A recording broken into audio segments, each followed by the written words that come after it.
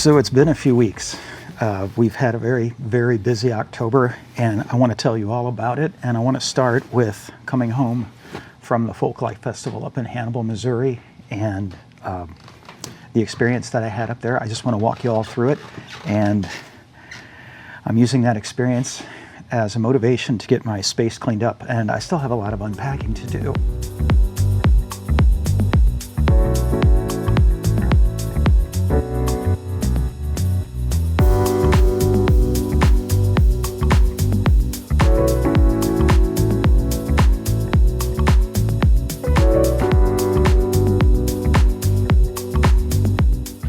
The first thing I learned about going to Hannibal was that I packed way too much stuff. I wasn't sure how the event was going to go, what kind of crowd there was going to be, what they'd be interested in seeing. I packed a table full of merchandise, and I packed a smaller table where I could do some work, some stitching, punching, things like that. Don't mind the heater. I'll do some things differently next time. My goal next year, if they'll have me back, is 2 tables of merchandise, and to ask Bridge to apply her genius creatively to our space and make it look a lot more presentable. We did okay. I was able to cover the expenses for the weekend and come home with a few extra dollars in my pocket, which was validating and encouraging and motivating. It motivated me to come home and tear my stuff apart and start thinking about next year. I got some really good feedback on pieces that moved, some other pieces that didn't move, and I got some suggestions from multiple people on some pieces that I didn't have with me and that I don't even have designed yet. So I've got a lot of work to do, and in some ways I look at it and I think I've got a year, and in other ways I look at it and I think, my God, that's just not enough time.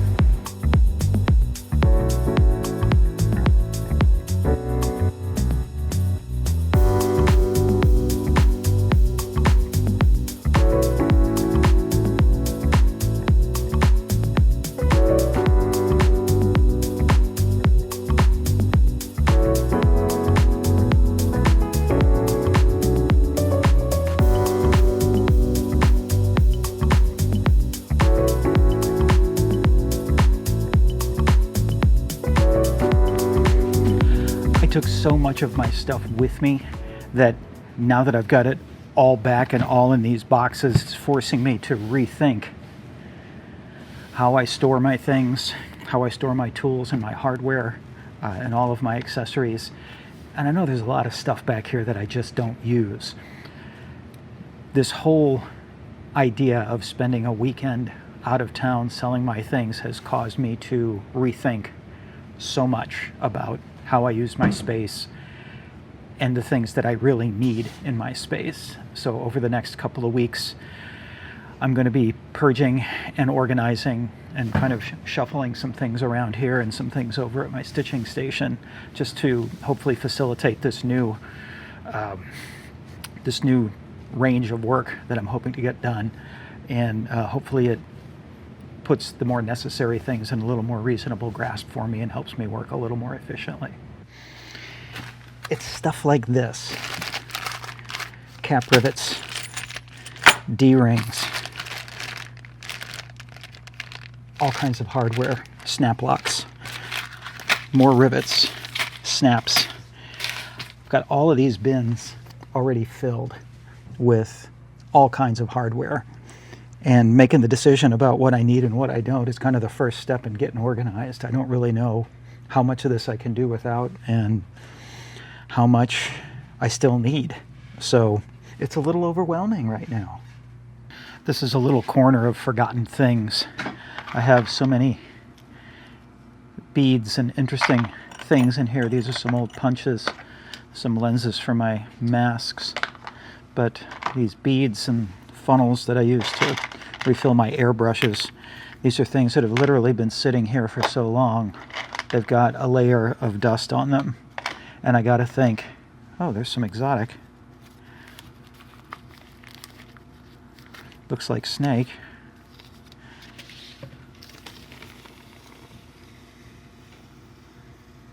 I gotta think there's something else I can be doing with this space. Oh, that's really nice. I think I'm gonna find a use for that.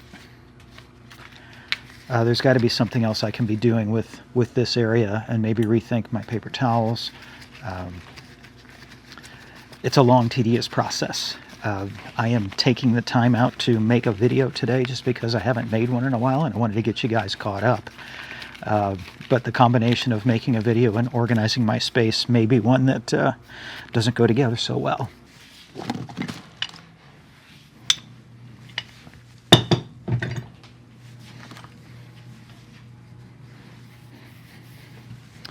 That's my dad's old brown shoe brush. It's horsehair. He had a black one and a brown one, and his shoe cleaning kit is something I inherited after he left this life, and I use this to clean every piece of leather, and it just helps me feel connected to Dad. I really like this brush a lot.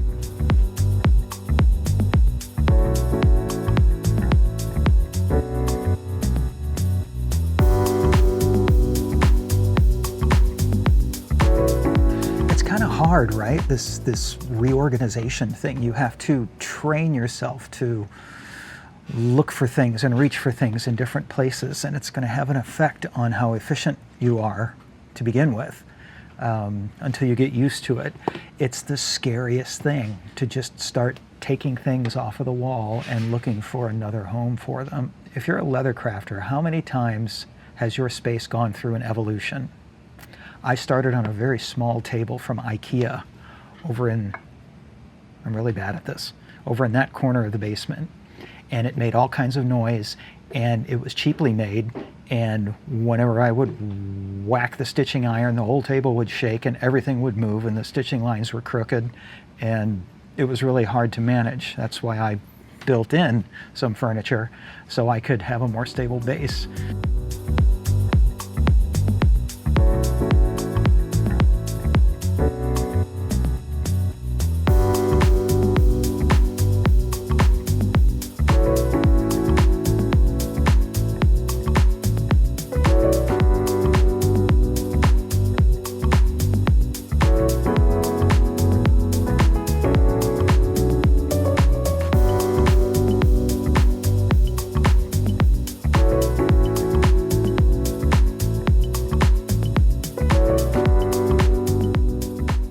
As I mentioned earlier, October has just been insane for us. We did this show in Hannibal several weeks ago. The weekend after that, we hosted our annual Halloween party here at the house, so there was quite a lot of work to do and then quite a lot of cleanup to do afterward. And then the week after that, an old friend of mine from 7th grade, his daughter got married on Halloween, and she had asked me over the summer if I would mind photographing it for her. So we were busy with that. On Halloween weekend, I shot on a Friday, and then I spent the entire weekend editing and culling photos. And then that last weekend, we still had family in town. So the last 4 weekends have just been a lot. And the holiday season is just around the corner, so it's just going to get crazy again before it settles down. This is the first weekend that I've really had a chance to just focus on my space and make a list of some of the things that I want to do. Some of the other parts of this exercise are harder because I just have to sit down in front of everything and make decisions about how often I use pink thread. This is a great hammer for flattening out stitches. I got this hammer as a gift from someone. It doesn't have the weight, but I use it for certain things. I just don't use it as often. So these kinds of decisions that I need to make. And then once I've made all these decisions, I get to get used to where everything is again, and it's going to get inefficient for a little while before it gets better. My goal is to bring up the level of my pieces and make them a little more refined, and to kind of target that market. So I'm going to be looking at detailing and colors. These are two big shifts that I'm making in my work. The other thing that I plan to do with some of the pieces that I've already got designed is that because I'm starting to use a thinner leather, the patterns that I have for these pieces that I've made, they need very minor adjustments to make sure that the stitching works out so that I don't have an odd spacing on any of my stitch holes, and to make sure that they go around the piece at the right distance from the edge and make sure everything lines up. So there's a lot of technical stuff behind the scenes that people don't realize goes into these pieces, and it's not just cutting out leather and stitching it together. So here's a few examples of things in my shop that do actually require power. I do use a sander for edges on things that does require some power. I do use a Dremel sometimes when I'm doing quick edge work or edge work on smaller pieces where this is just a little too much animal to take after the piece. This allows me to be a little more finessed with my movements. My heat gun always helps me dry glue a little faster on pieces, especially if I've got a lot of pieces to make. I'm inclined to use this to glue all the pieces up and run this over all of them to glue them all so I can just systematically put everything together at the same time. This is one of the decisions I need to make. This is an airbrush that I bought a while back, 7 or 8 years ago, because I was treating the edges of my pieces a certain way with a darker sort of sunburst finish, and I haven't done that in a really long time. So I'm now questioning, do I really need this thing? Why is it still here? And if it's not here anymore, what do I do with it? And what can I use in its place?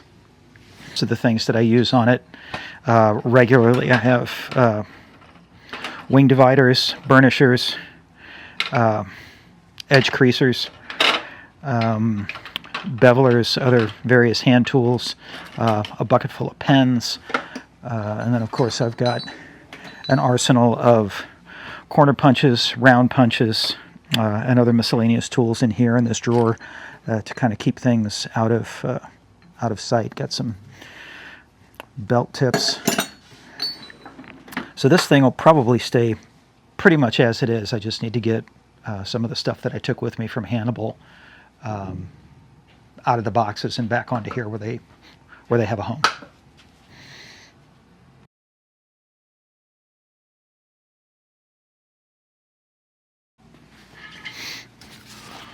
One of the new pieces in my studio that I'm trying to make room for that also takes power is an electric edge creaser. I bought this from Artisan Leather Supply in California. I have not opened this yet. It arrived a couple of days after we got back from Hannibal, and it's been sitting down here waiting for me to clean up my space and make some space for it. We do have some power over in that corner, that far corner of the garage, of the basement, that really isn't being used. I ran it to do some other things over in the other corner of the basement, and it's not really being used anymore. So what I'm thinking is I'm going to grab a couple of quadplex outlets from over there and shorten the run and the feed and get those over here next to my bench where I can use them. But in the meantime, let's see what this thing looks like.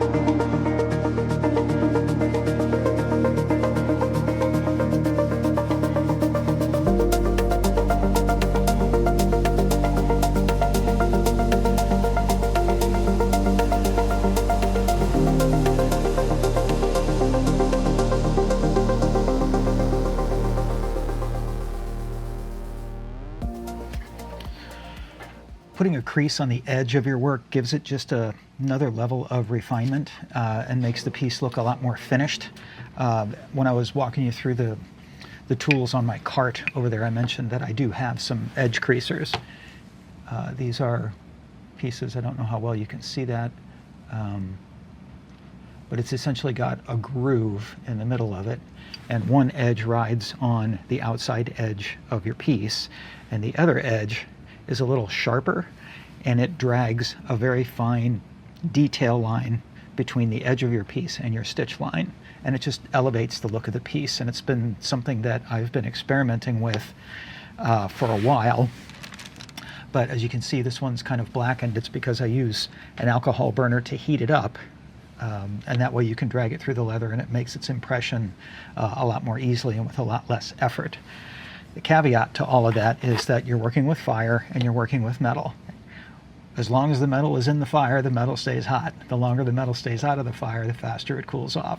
So the consistency of that line can be difficult unless you practice a lot. I practice some, don't quite practice enough, and that is why I decided to try out this electric creaser from Artisan. The idea is that you can dial in your temperature and it will keep the tip of the creaser at a consistent temperature. So you'll see that the tip of this looks very similar to the one that's on my handpiece, and I purchased it with a specific distance because I like to have my stitch line 4 millimeters off of the edge of my pieces. My stitches are actually 4 millimeter stitches, and then in between that stitch line and the edge of my piece at the 2 millimeter mark will be my new crease line. And I'm looking forward to experimenting with this thing and just seeing the difference in consistency and comparing it to my other one. But the first thing I got to do is I got to get that power run over here. Don't know that that's going to happen today, but at least I've got this thing in the box ready to go, and as soon as I find a home for it, I'll make some videos about experimenting with that. I have to hand it to Artisan. I bought this with my own money. They didn't send it to me. This is a first purchase for me from them. I do have my eyes on something else from them, and if that turns into something, I'll make a video about that too. What I think is really cool is the care that they've taken in packaging all of this up. It's pretty obvious. Everything is individually packed, carefully packed. This is wonderful. I didn't even know that a block would come with this that would allow me to store multiple creasing heads and also give me a place to lay the creaser while I'm using it. So this was a nice little surprise, and I have to hand it to these guys so far. The package, the presentation, everything arrived here safely, unbroken, and all very neatly thought out. They did send me some swag. I've got a cool little sticker I can add to my collection over there. And then a one-sheet, I won't call it an instruction manual. It just looks like some helpful tips. And down here they've got some recommendations on temperatures for different types of leather. So it's pretty clear this isn't going to happen in a day. The task that I've taken on is a big one, and it's going to take several weekends. Hi, Bridge. It's going to take several weekends for me to kind of get my head straight on how I want this space to look and how I want it to work. But I appreciate you stopping by. Thank you so much. And between now and the holidays, we do have a few crazy things going on in our lives, but I will do my best to get back on a consistent schedule with my videos. Thank you again. If you have any comments about anything you've seen in this video, please feel free to share them down at the bottom, and I will see you next time. Take care.